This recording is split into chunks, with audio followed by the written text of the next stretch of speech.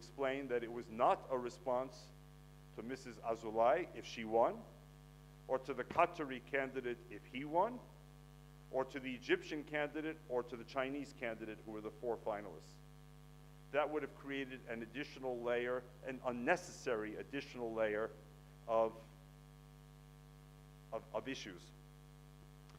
And so we left now. Is he right to leave? We at the American Jewish Committee tend to support engagement rather than disengagement as a diplomatic tool. But Donald Trump is not interested in diplomatic tools, he's interested in disruption. He comes from a business world where, in his judgment, if the building is worth $1 million, you begin by asking for $10 million. In my world, if the building is worth $1 million, you might start by asking for 1.5 million or 1.6 million. He begins by asking for 10 million. In a way, he takes a stick and he hits you in the face. And he wakes you up. And then he says, now shall we begin the serious negotiation. He's not interested in quiet, behind the scenes, patient, nuanced diplomacy, which is the stock and trade of diplomats. He's interested in the disruptive effect of, you don't believe me? Watch me. And that leads me to my final example, North Korea. And here, let me be fair. 3 U.S. administrations, 3 at least, failed to succeed with North Korea. 8 years of President Clinton, 8 years of President Bush, 8 years of President Obama ultimately failed. I know that sounds like a harsh judgment. I don't mean it to be a harsh judgment. Each tried in his own way. The strategic framework agreement of Clinton, strategic patience of Obama, and a mixed bag in between. But at the end of the day, to be fair to Donald Trump, he inherited a problem which not only was not fixed, but got worse. In the 1990s, North Korea did not have the capability to test a nuclear weapon, much less potentially a hydrogen bomb. In the 1990s, North Korea did not have ICBM capability, which potentially could reach the American territory of Guam, fly over the Japanese island of Hokkaido, or perhaps one day soon reach Alaska and the west coast of the United States. Today, they do. That was not Donald Trump's making. This is the situation that he inherited. We can discuss, debate, whether his response is the appropriate response to the new situation. But I don't believe, can debate what he inherited and what he currently faces. We can moan the fact that we have no ambassador in Seoul, no permanent assistant secretary of state for East Asia, but that doesn't change the fact that sitting in Pyongyang, Kim Jong-un is an irrationally rational actor, at least in my assessment. And what's clear is there are very few pathways available to Donald Trump as there were to his predecessors. I mean, on paper, far from the decision room, everyone can have their fantasy solution. From who cares to bomb the hell out of them and everything in between. But those are people who've never had the weight of decision-making responsibility on their shoulders. That puts you in a totally different situation. To leave this alone, to say who cares, could be the height of irresponsibility for any leader, given where North Korea is going. To say bomb the hell out of them could be equally irresponsible, if not more so, leading to a nuclear war, World War III, as Senator Corker said, and literally millions, if not tens of millions of people destroyed. What's left in the space in between? And especially given the fact, and here I'm simply trying to read Kim Jong-un, not an easy job, that from his perspective, I'm sure, any plan that would denuclearize the Korean Peninsula is a non-starter. It's a non-starter. No matter what kind of assurances he would receive, six-party assurances, one-party assurances from Washington, it's a non-starter. Because Kim Jong-un only has to look at recent history and learn a very sobering lesson. Who today remembers the Budapest Memorandum of 1994, for example? Until 1994, Ukraine had the third largest arsenal of nuclear weapons in the world after the United States and then the Russian Federation. And the four parties that signed the Budapest Memorandum convinced Ukraine to remove all nuclear weapons, every last one, in exchange for territorial sovereignty and independence, among other things. Now, the lawyers today, with hindsight, argue about whether that was really an assurance, whether it's legally binding, but in the minds of the Ukrainians who signed, this was the deal they thought they were getting, and 2014 came, Donbass and Crimea came, and the lesson was learned. If Ukraine had had nuclear weapons, would Vladimir Putin have acted in a similar way or not? We will never know, but the question can be asked. And how about the example of Muammar Gaddafi in Libya? One of George Bush's successes as president in 2003, if I recall, was the removal of all weapons of mass destruction from Libya. It was touted as a big success, and it was, and he deserves credit for it. But what happened to Gaddafi afterwards? Without those weapons of mass destruction, where was Gaddafi? What cards did he have to play? And ultimately, he was bombed by the West, he was found, he was killed, he's gone. Kim Jong-un doesn't need to have a PhD in history from Cambridge University.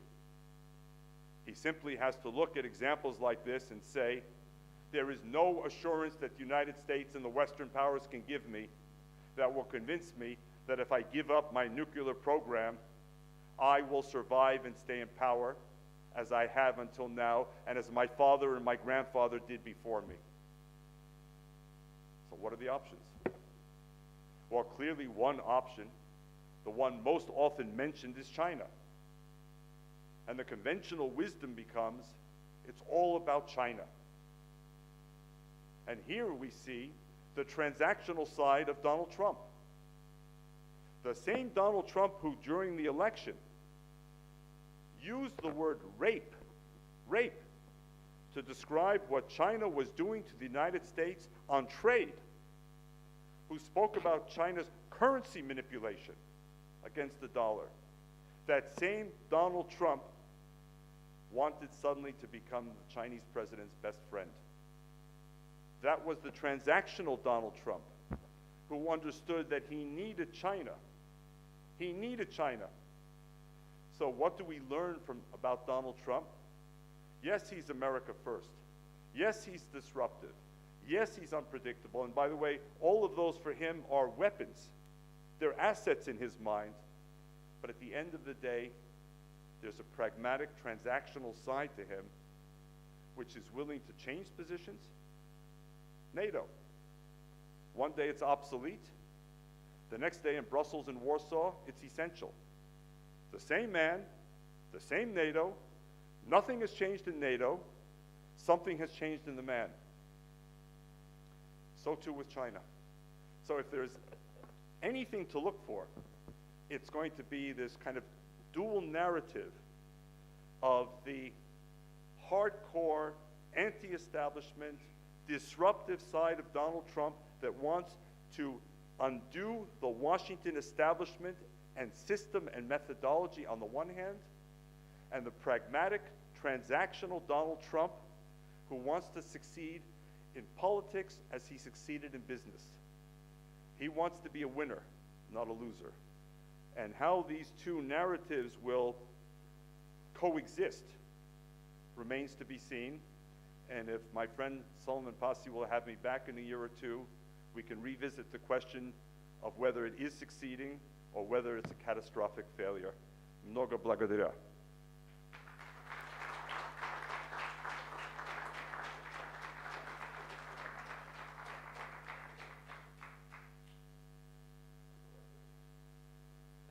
Thank you very much, David. This was a deep analysis on U.S. internal policy. I have never heard you speaking on internal policy of the United States. This is for the first time. And I'm not going to report that people from State Department were here in this room.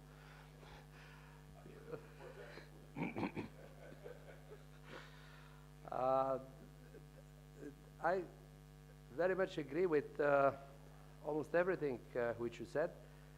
I was thinking of, first of all, of the vacuum which you underlined, and it immediately came to my mind that this vacuum which was opened by the United States leaving UNESCO was immediately to be filled in by Qatar, because Qatar said we shall pay the bill of the United States.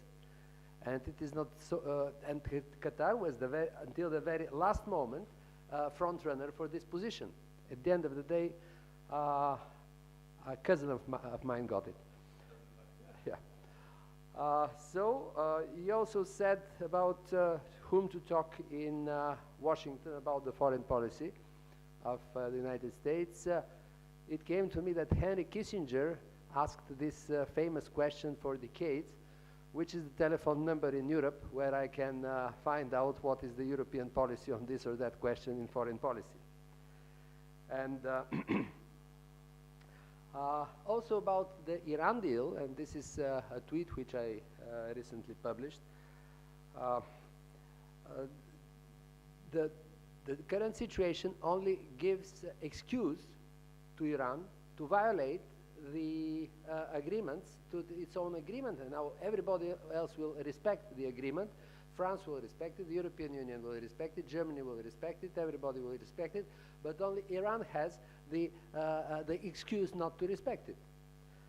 So I don't think that this is something that leads us to where we were heading some 25 years ago.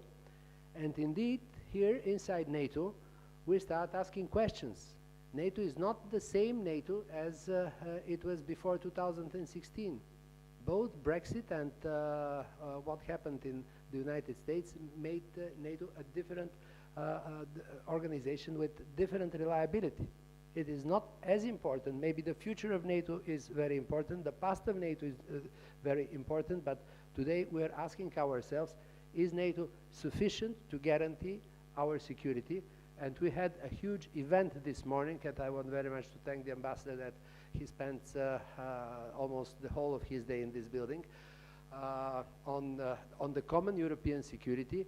Europe understands that we cannot rely only on NATO. Now we need sort of a European security as well. Not against NATO, of course, not instead of NATO, but in addition to NATO. So having said that,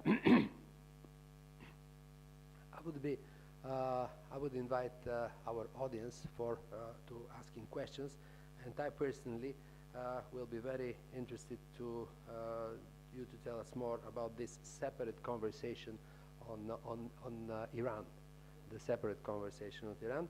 I heard Israeli leaders who were opposing the deal with Iran, who are now not happy with the fact. It was on CNN the day before yesterday. Ehud Barak, former defense minister, Victor, was he prime minister as well?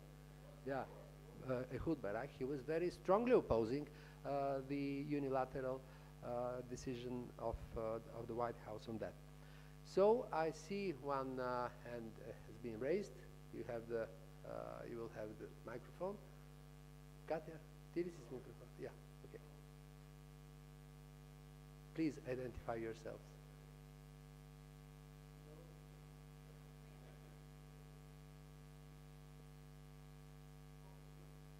I'm the second Greek here, said the ambassador, thank you. I'm a Greek living in Bulgaria for the last 20 years, and my question will be, I also consider myself Bulgarian after 20 years. My question will be mostly on the issue of Turkey, as you understand, and the position that Turkey takes in the NATO structure, and as an opponent of the NATO policies, by creating a strong affiliation with Russia, with Iran, as it goes, a very strong opposition to Israel and to any kind of alliance that we currently build, and the way that the Western powers, United States first and the rest of the